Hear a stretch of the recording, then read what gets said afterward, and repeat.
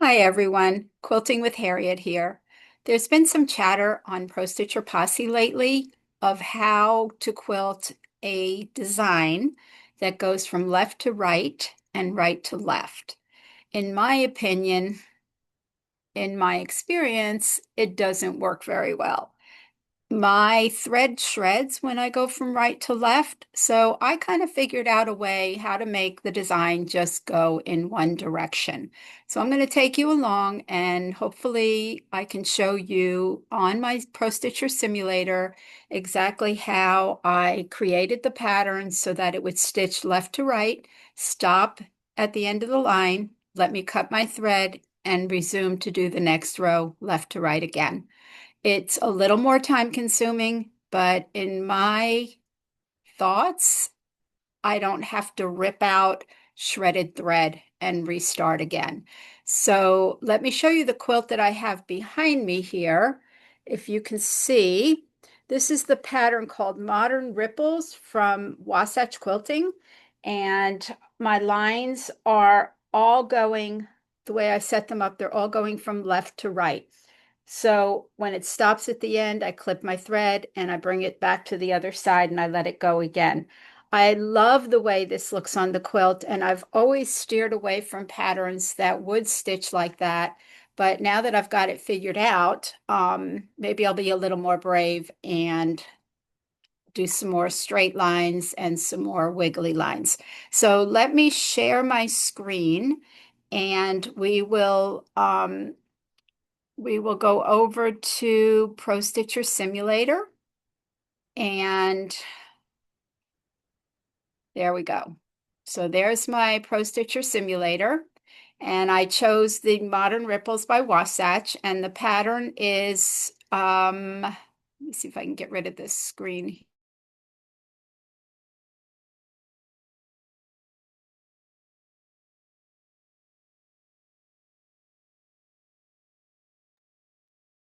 Okay, let's see if that'll go away. Not far enough. Okay, so here's the pattern that I chose to use, and I'm just going to set it up like a regular edge to edge. So let me bring my screen into view by hitting the select button down on the refresh button. And these are repeats, just like the manufacturer of the digitizer wanted it to go. It was going to start on the left, come over to the right, come down, stitch right, come down, stitch left, and so on and so forth. So I like the actual size of the lines. I think they're about an inch apart. So I'm going to hit my repeat button and I'm going to fill my design, my area up. So with that, I'm going to add another one. So let's go to my repeat screen. And here we go. I'm going to put in one more vertical repeat. There's 14 right now. That seems to fill it, but I'm going to fill it even a little bit more because I have to close my gap. So I'm going to zoom in, and you see that gap right here? I don't want that gap. So under vertical, I'm going to go to gap and I'm going to select minus, and I'm going to bring the rows together until they look like what I want. Now, when I hit the refresh button again, I don't see any gaps, but I think I do need another row there. Let's just go 2 rows. Okay, so I've got it set up to where I like the pattern. There's no gaps. I've got enough rows. So I'm going to go to modify, crop, and I'm going to crop outside, and I'm going to close my edges. There you go. And I'm going to baseline. Okay.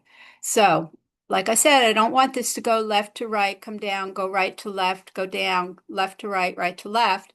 So what I'm going to do is I'm going to go File, Design, and I'm going to open this pattern again, which is saved right here on my board here. So I'm going to open it again, that one repeat, and I'll make it a little bit bigger for you. I'm going to bring my cursor over to I'm going to bring my crosshairs over to that end there. Get me out of the way here. I'm going to zoom in And I'm going to bring my cursor right to that top row there. And I'm going to go, oh, how do I get rid of this? I have to get rid of this screen here. Uh,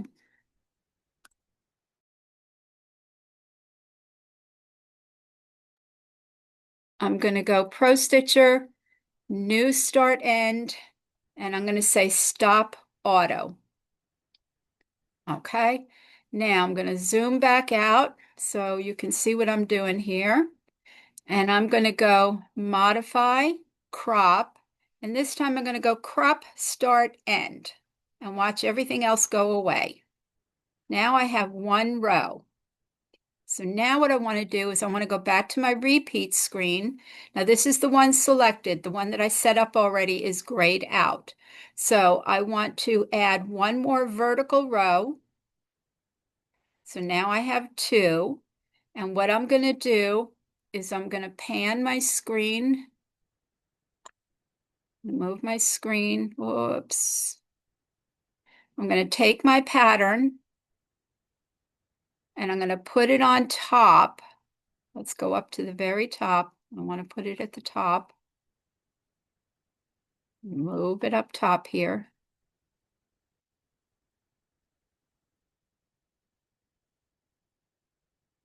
It's got a lot to move. Okay, there we go. Up to the top. Okay, now I am going to set my pattern right on top of the one that I set up before. So let's zoom in there.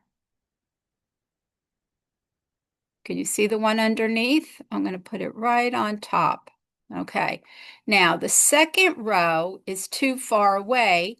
So I'm in my repeat screen. I'm going to close the gap on that second row. See how it's moving up?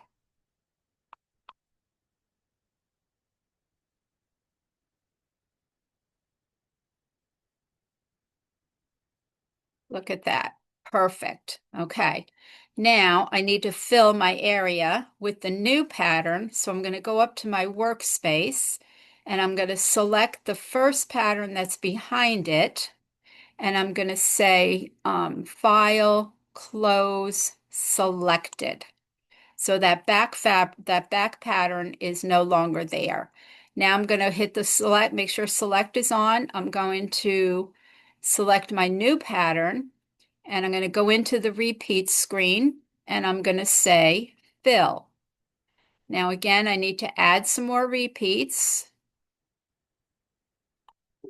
and I'm going to go modify crop outside, close my edges, and there's my new pattern. I'm going to baseline. I'm going to go File, Save, Selected, and my folders are going to open up. And I'm going to put it in my current, do I have a current file here? Current file, that's what I'm currently working on. And I can either just hit the save or I can select my keyboard. I can get rid of this name and I can rename it. So hit the save button and it'll be in your folder where you've saved it. So I hope this helps. Now what this is going to do, if you run the simulator, it's going to start at the very top and it's going to go across the top and it's going to stop. Then you're going to cut your thread and you're going to walk back to the other end of the quilt and you're going to hit resume and you're going to do the next row. I did this. It took a couple of hours. Whoops, didn't mean to do that. Let's undo. It took me a couple of hours to get the quilt done, but I was doing some other things. And as I was walking around my room, I just cut my thread, took my machine, let it go the next row, did something. I could speed it up because it was a line going left to right. So I was able to make my speed go a little bit faster. And that way it didn't take really as long as I thought it would. If you want to, you can space your lines out. I have them at an inch. You can space them out 2 inches, however much your batting will allow you to do, and you can get the quilt done a little bit faster. Everything else is the same. The drag and drop is the same. The cropping the bottom of the row is the same. Everything is exactly the same. It's just I took the pattern and I cropped the start and end so I only had one line. I hope this helps you. Guys, hit the like button for me right now while I'm winding down, and subscribe if you're not already subscribed.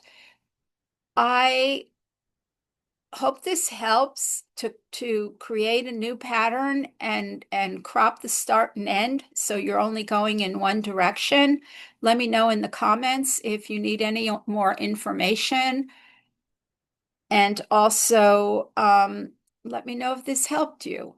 So until next time, happy quilting.